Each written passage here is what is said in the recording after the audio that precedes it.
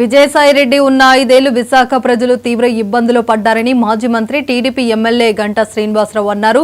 అతని కన్నుపడిన భూములన్నీ కోల్పోయారని ఆరోపించారు.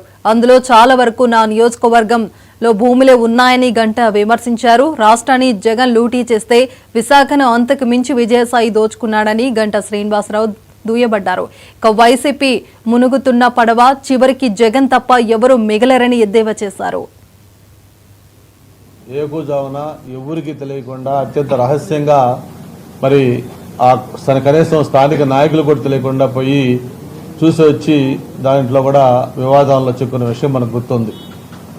అలాగే గీతం కాలేజీ లాంటి వాటిని కానీ లేకపోతే తెలుగుదేశం పార్టీ నాయకులు లేకపోతే ఇతర వ్యక్తులకు సంబంధించిన భవనాలు కూల్చివేత కావచ్చు.